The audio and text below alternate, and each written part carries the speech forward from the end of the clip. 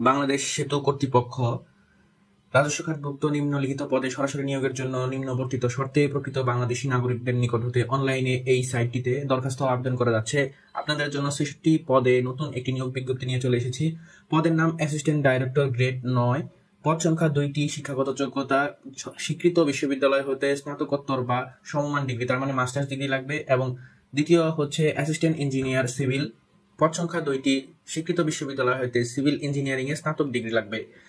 সহকারী প্রোগ্রামার। পদ সংখ্যা ১টি। স্বীকৃত বিশ্ববিদ্যালয় হতে কম্পিউটার সায়েন্স এন্ড ইঞ্জিনিয়ারিং এবং এই বাকি বিষয়গুলো অথবা সমমান ডিগ্রি লাগবে। অ্যাসিস্ট্যান্ট মেইনটেনেন্স ইঞ্জিনিয়ার, এটিরও গ্রেড ৯। পদ সংখ্যা ১টি এবং স্বীকৃত বিশ্ববিদ্যালয় হতে এই সকল বিষয়ে স্নাতকোত্তর ডিগ্রি বা স্নাতক ডিগ্রি থেকে থাকতে হবে। এস্টিমেটর বা সাব অ্যাসিস্ট্যান্ট ইঞ্জিনিয়ার সিভিল। পদ সংখ্যা ২টি। স্বীকৃত বোর্ড হতে সিভিল এ ন্যূনতম ৪ বছর মেয়াদী ডিপ্লোমা। এখানে হচ্ছে যারা ডিপ্লোমা পাশ করেছেন তাদের জন্য এই পোস্টটি। Computer operator, grade ১৩। পদ সংখ্যা ৭টি। এক্ষেত্রে স্বীকৃত বিশ্ববিদ্যালয় হতে বিজ্ঞান বিভাগে আপনাকে স্নাতক পাশ করতে হবে এবং আপনার থাকতে হবে কম্পিউটার মুদ্রাক্ষণের সর্বনিম্ন গতি প্রতি মিনিটে বাংলায় ২৫ শব্দ এবং ইংরেজি ৩০ শব্দের সংশ্লিষ্ট বিষয়ে স্ট্যান্ডার্ড অ্যাপটিটিউড টেস্টের উত্তীর্ণ। শার্টলিপি কাম কম্পিউটার অপারেটর, গ্রেড ১৩। পদ সংখ্যা ৩টি এবং এক্ষেত্রে আপনার অবশ্যই অনুন্নত দ্বিতীয় শ্রেণীতে স্নাতক পাস লাগবে এবং কম্পিউটার ব্যবহারের দক্ষতা লাগবে এবং শার্টলিপিতে আপনার নির্দিষ্ট যোগ্যতা প্রয়োজন হবে এবং কম্পিউটার মুদ্রাক্ষরণে আপনার নির্দিষ্ট যোগ্যতা লাগবে।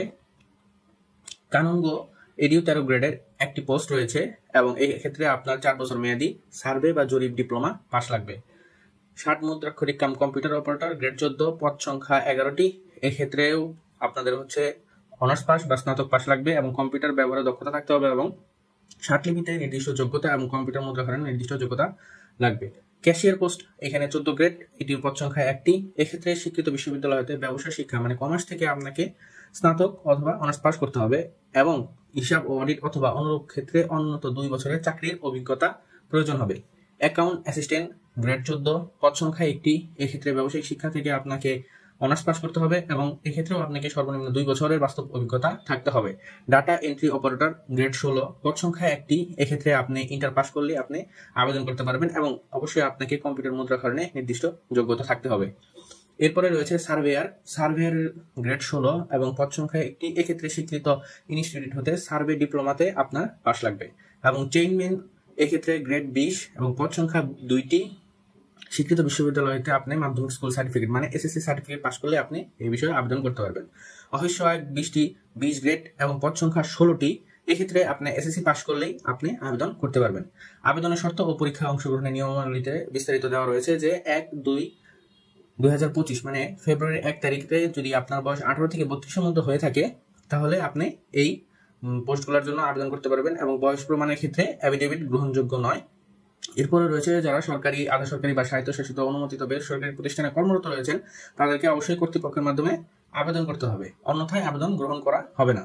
নিয়োগের ক্ষেত্রে সরকারি বিদ্যমান বিধি এগুলা মেনে চলা হবে এবং আপনাদের অনলাইনে আবেদনের প্রক্রিয়া আবেদন শুরু হয়েছে ১/২/২০২৫ মানে ফেব্রুয়ারি ১ তারিখ থেকে সকাল 10টা থেকে এবং আবেদন শেষ সময় ২ মার্চ ২০২৫ বিকাল ৫ ঘটিকা।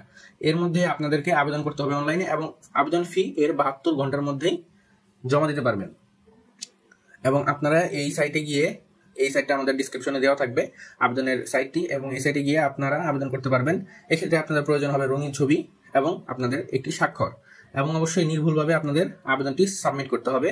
আবেদন সাবমিট করার পরে এর ৭২ ঘন্টার মধ্যে আপনারা আপনাদের পেমেন্টটি করে ফেলবেন। ক্রমিক নং ১ থেকে 5-এর মধ্যে যারা আবেদন করবেন তাদের জন্য 200 টাকা খরচ হবে এবং 6 থেকে 14 যারা আবেদন করবেন তাদের জন্য 100 টাকা এবং ক্রমিক নং 15 থেকে 16-তে যারা আবেদন করবেন তাদের জন্য 50 টাকা এবং অনগ্রসর নাগরিকদের জন্য রয়েছে প্রতি পদের জন্য 50 টাকা পরিশোধ করতে হবে এবং এর জন্য অনলাইন ফি বাবদ আপনাদের অতিরিক্ত 10 টাকা পরিশোধ করতে হবে। এখানে বিস্তারিত প্রসেস দেওয়া রয়েছে কিভাবে আপনারা বিকাশ, নগদ এবং যে কোনো নেট ব্যাংকিং এর মাধ্যমে অনলাইন পেমেন্টই করতে পারবেন। এরপরে আপনারা সাথে সাথেই প্রবেশপত্র ডাউন করতে পারবেন এবং প্রিন্ট করে সেটা সংরক্ষণ করবেন। পরবর্তীতে আপনাদেরকে পরীক্ষার সময় এবং ঠিকানা জানিয়ে দেওয়া হবে এবং এখানে প্রার্থীর যোগ্যতা যাচাইয়ের জন্য বিস্তারিত দেওয়া রয়েছে। আজকে আপনারা জানতে পারলেন ৬৬ পদে বাংলাদেশ সেতু কর্তৃপক্ষের একটি সার্কুলার।